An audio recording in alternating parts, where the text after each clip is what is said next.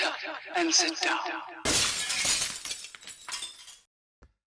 Hello folks, Colin here, Festa 67's Workshop. Welcome to issue 13, kit 47 of Build, the 1967 Mustang Eleanor from the movie Gone in 60 Seconds by our wonderful friends over at Fanhome. Now, if you'd like to grab this beautiful 1/8 scale precision diecast model, hit this link all the way along here. Bink. Head over to the Fanhome website and take out a subscription for your very own Eleanor. So let's have a little looky-kins at what's in this week's magazine. There's the part there that just tells you about assembling your 1/8 scale model. It's simple and enjoyable. In this magazine, you will fix the top control arms and the left and right exhaust pipes to the chassis. Then you will fit the nitro switch and gear lever to the front floors. If you have any queries, you can always go online and check for the videos. There you go, folks. Well, I tend to do my videos as kit videos, so you'll have issue 47, then 48, then 49, then 50. There's 4 separate videos, folks. Just so that if you do get stuck on a particular issue, you can just go to that video for that particular one. Okay? Right.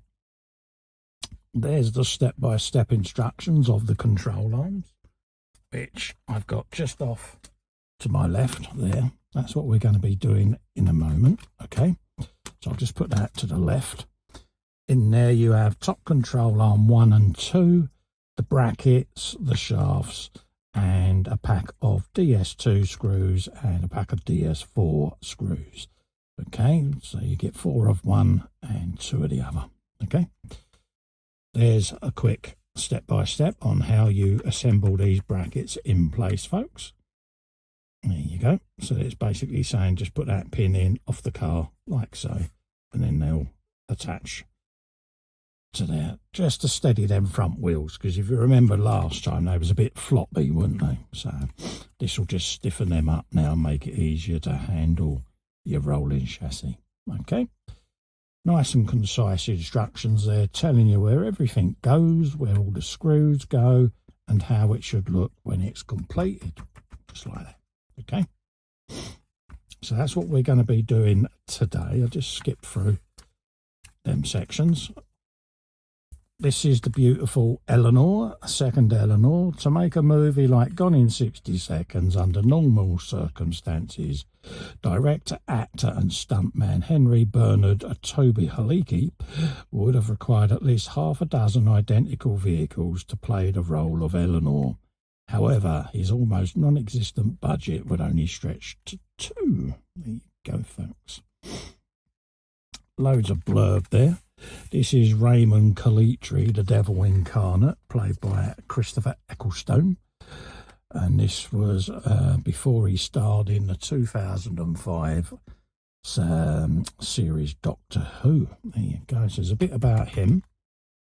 There's a bit more there about Raymond Calitri there. And there they are. There, Calitri, Atlee Jackson, Memphis Reigns goes to find his brother Kip, who's been held in Calitri's junkyard. Yes, folks. Quite a sinister character he played there, Christopher Ecclestone, and I think he'd done it really well, folks, to be honest. There's a bit more there. Calitri has no interests in what methods Memphis uses as long as he complies with the agreement and steals all the cars on the list. This is going behind the scenes there, the dark businessman, the police are the enemy, etc. This month's car with women's names is Mary, a 1999 Aston Martin DB7, folks. Very sleek looking car. It says it there, beautiful lines and elegance. The DB7 became one of the stars of Geneva's motor show in 1993. Does look rather slick, doesn't it? There you go. Elegant interior as well. Look at that. Swathed in leather. This is Susan, the 1956 Ford T-Bird. It says, after the difficult post-war years, American buyers began to dream of getting behind the wheel of a new car. Ford wanted to make that dream come true by launching a different kind of car. The result was the Thunderbird, a vehicle that set new standards for sports cars and opened up a new segment in the market. Look at that. Wow, isn't it, eh? Like that colour and all. Yeah. Proper, innit? It's another variant there. The Thunderbird hood insignia replaced the traditional checkered flags that had been used before. Yeah, but it just looks absolutely stunning, doesn't it? This was the Ford Mustang 2 King Cobra. It says Ford's 1978 Mustang 2 King Cobra is one of those cars you either loved or hate. Read through car magazines and you'll find a roughly equal number of lovers and haters among readers and motoring journalists, considering that only 4,313 units were manufactured. This little Mustang certainly raised passions. Yeah, it's a weird looking thing. It's almost like a crossover, isn't it, between trying to be modern and nostalgic. And dare I say, I don't think they quite got it right, do you? Don't know. Jury's out. One of them. And that's the end of the magazine, folks. So let's scoot right back and see what we're going to be putting together, shall we? So I'll just put this at the back. We'll open up our pack of goodies, and when we come back, we'll get ready to do some buildy, folks, okay? Let's have a look at these. There you go. So that's 47A, 47B. They look to be identical. Just want to make sure that they're not handed. Don't appear to be. And there's the bracket there, okay? So what it's telling you is you want it with this flat edge towards my left, okay? And then that bracket there will go over it like so. Like so. And then this pin is going to then go through this hole right away through to the other side and be a press fit to lock in place, okay?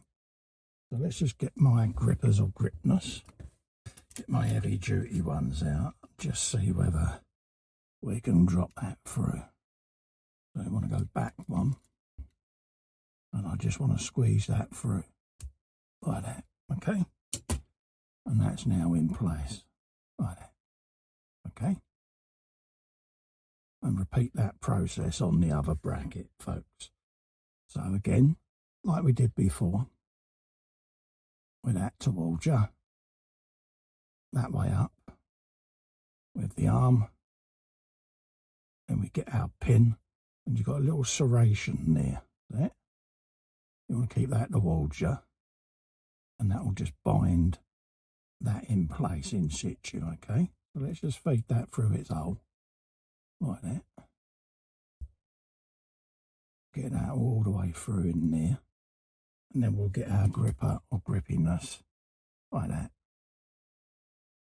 Boom, just in place, okay? So that now gives us two of these brackets ready to go on, like that, okay? So now we're going to grab the rolling chassis that we have from the previous section, and we want two DS screws, DS2s, and we want one of these wheel brackets right at the front there. So let's bring that on that, and then we can look at getting this bracket in place, all right? So we're going to go here and here and over there, over that wheel part, okay? So the first situation is going to be to get that just in place like that, okay? Then we'll get the DS2 screw and you wheel out, okay? And we'll secure that in place. Just like that. A little bit of oil. And then hopefully we can keep that aligned and send that screw down like that. And then grab the other one. I'm not going to do them fully tight yet until I've got all 3 screws in place. And then I'll do them up like that. Try not to knock your cup. There you go. Just be on there. That should give me a little bit of stronger purchase in the screw head there. That was better. Fully tighten them home now that that's not losing its grip. And then we want a DS04 screw to go on there, okay? And then that will be one side completed. And already I can feel the whole suspension has stiffened up nicely, so I'm not as frightened of handling her now, because I'm actually going to leave that in place where it is on the bench, just so that I can put this other bracket on, because I can see it with my head. And yeah, I'm happy with that, so I'm going to go for it. A little bit of oil on this screw, like so. And then we're going in here and in here, okay?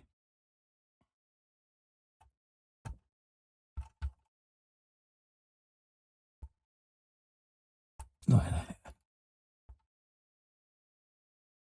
And then go with the next one. Like so. Put another bit of oil on there. Like that.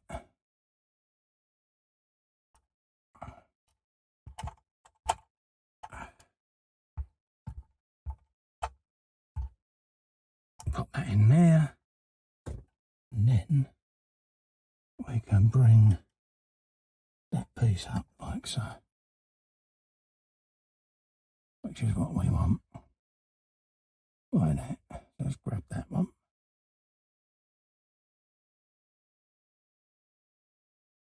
And pop that on that wheel.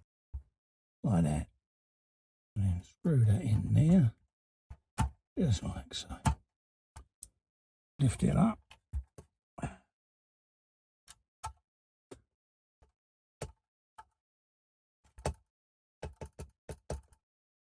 There you go. And that is now a lot more happier in situ, because them wheels now are not going all over the place. And as you can see, that steering rack now is moving nice and free. And yeah, everyone's happy there. So yeah, absolutely over the moon now, because I've been worried about this and its fragility now for a week or so. So that's what you're going to end up with, folks. A nice rolling chassis at the end of this episode. And look at the size of her. Hey? Absolutely stunning. So that's what you're up to today. So don't forget, if you'd like to subscribe to this and get your very own 1/8 scale Eleanor, click this link all the way along there. Like that. All the way over there. Pop. Head over to the Fanhome website and take out a subscription, and you too can be building this beautiful 1/8 scale Eleanor. Till the next one, don't forget to subscribe there. Click the little fester in the corner there and subscribe to my channel. Also ring the bell, and that will let you know when new content is coming up on the channel, folks.